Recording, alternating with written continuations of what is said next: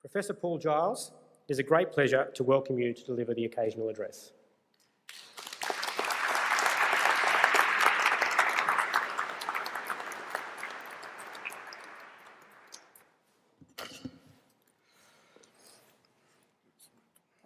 I'd like to begin by acknowledging the Deputy Chancellor, Mr. Richard Freudenstein, presenting Deans, Professor Anna-Marie Jacose and Professor Greg Whitwell, academic staff, distinguished guests, graduates, family and friends. It's traditional to open this address by acknowledging the Gadigal people of the Eora Nation, upon whose ancestral lands the University of Sydney is built, and I'm naturally pleased to do this. But I also want to take this opportunity to consider how the university relates to its ancestral home more generally. We meet, of course, in the Great Hall, whose walls are flanked by portraits of elders of a different kind,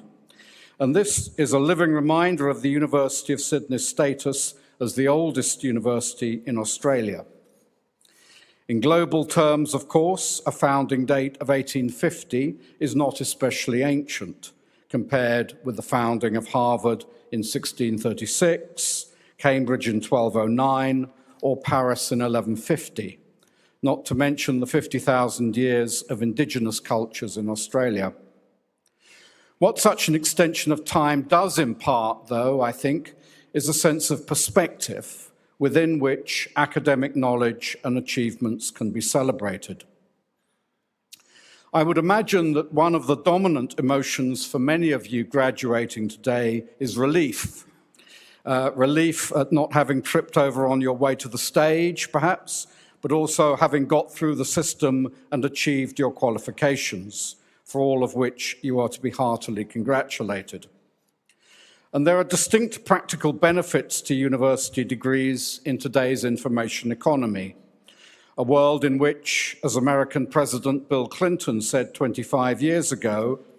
a university degree is as important a success as a high school diploma was for previous generations. But the true value of a university degree only becomes visible across the course of many years, with the concept of lifelong learning measured not by special training to use the latest app, but by developing the kind of critical and inquisitive spirit that only the best university education can provide. You've probably noticed during your coursework that teaching evaluations now seem to be sent out earlier and earlier, sometimes around halfway through a semester, rather like those websites that ask you to take a customer satisfaction survey on your first visit before you've even sampled the product. But it would be more illuminating if these questionnaires were to be distributed 10 or 20 or 40 years after graduation, when the full benefit of your education will have come properly into focus. If there's one thing I've learned from my 34 years teaching in universities across 3 continents, it's that the most productive learning doesn't necessarily derive from managed course outcomes, but from the more serendipitous opportunities to engage with different people, ideas, or situations that a rich university environment provides. For international students graduating today, of course, that will also include the experience of living in a different culture and a cosmopolitan city that is evolving at a fast pace. The University of Sydney has traditionally been very good at providing such occasions for informal learning, and I'd like to pay tribute in passing to an alumnus of our English department, the celebrated poet Les Murray, who did many readings here and who died a few weeks ago at the age of 80, but whose work will, I'm sure, still be read in 100 years' time, provided, of course, the planet is still inhabitable at that point. Les Murray was, of course, a controversial figure, but that is surely what a multifaceted university should always do, open up the world for you in sometimes unexpected or provocative directions, enabling you to extend your range of thought and imaginative sympathy in ways that invite you to challenge preconceptions of all kinds. The African-American novelist Toni Morrison, who won the Nobel Prize for Literature in 1993, said recently in relation to current political events that there's never been a good time to write, citing Chaucer composing the Canterbury Tales in the plague-ridden Britain of the 1380s, or Virginia Woolf creating her imaginative works of fiction during World War I. And similarly, there's never been an ideal time to engage productively with the world. You just need to harness your energy and experience and turn them to good account. Over the years, I've worked in 6 different universities, all of which have had different institutional priorities. My first job in the 1980s was at the teaching-focused University of Staffordshire in England, and I then spent 7 years at Portland State University in Oregon, where the president's big plan was to boost the university's national reputation through strategic investment in the college football team, a plan that came to grief when he was forced to resign after being found to have cheated on his taxes. It was, however, particularly interesting in Oregon to teach American literature to American students and to begin to develop methodologies of transnationalism, the productive perspectives that can result when traditional assumptions about affinities with local or national cultures can no longer be taken for granted. After 5 years back in England at the University of Nottingham, I then moved to Cambridge, where the principle of academic freedom for both staff and students was valued much more highly. There are always drawbacks to every university, of course, but Cambridge had a minimalist approach to the question of core values, which I thought was admirable, based on just 2 principles. The first, freedom of thought and expression. The second, freedom from discrimination. Many of the most valuable contributions to society have emerged from this kind of university environment. For example, the discovery of the structure of DNA by Cambridge scientists Francis Crick and James Watson in 1953, a project that has exerted enormous long-term impact in fields such as criminal law and biogenetics, as well as pure chemistry, but which would never have been funded by government agencies if the aim had simply been to deliver short-term quantifiable outcomes. There have been many suggestions recently about the need to modernise Australian higher education and make it more responsive to the needs of industry. But I think it's also important to carve out spaces where both students and academic staff can interact in less formulaic ways in which the interests of lifelong learning across a longer time span can occur.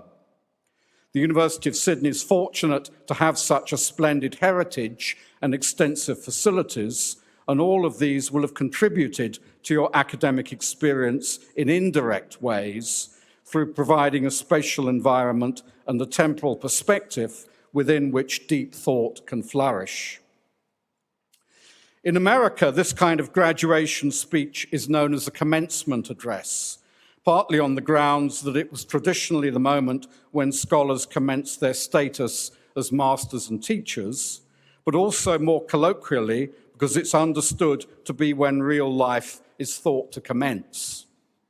Last month, the billionaire philanthropist Robert Smith surprised the graduating class of Morehouse College in Atlanta by announcing during his speech that he was going to pay for their entire student debt at a cost of some $50 million, a gesture that I'm afraid I won't be emulating today. What I can promise you, though, is that you will take this experience of university education into your future lives, that what you have thought and felt at the University of Sydney will haunt you for decades to come, and that the financial benefit of your degree will be only one aspect of the value your course will have delivered.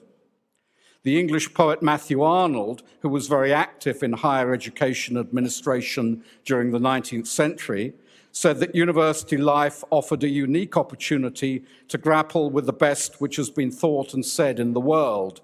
And though, of course, there's plenty of scope for arguing about what may or may not fit into that category, university courses offer what for most people is a unique opportunity during their own lifetime to bring together local knowledge with global perspectives. Universities are, of course, situated in particular locations, but they are also connected etymologically with outlooks that are universal. That's where the word comes from. And it's a university's capacity to negotiate such tensions between universal and local that gives any institution its particular energy. In my own case, I've found the unusual Australian approaches towards past time, associated but not entirely synonymous with Indigenous cultures, to be particularly productive for rethinking questions of temporality across global society more broadly. And despite all the bureaucratic frustrations currently associated with academic life everywhere, the one thing you can be sure about is that in an increasingly interconnected world, Sydney as a city and as an institution will be looming larger over the fortunes of the planet in the generations to come. In offering congratulations to the graduating class of 2019, I'd like to return to where I started, the ancestral lands of the University of Sydney, and to suggest that their spirit, in all of its varied forms and manifestations, will long hover over you. Thank you.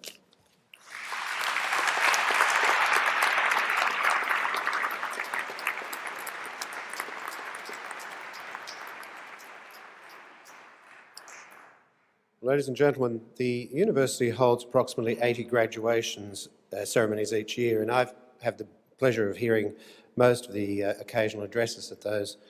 ceremonies, and I can assure you that today's speech was one of the good ones, the great ones. So on behalf of the university, I'd like to thank Professor Giles for what was truly an inspirational occasional address. Thank you.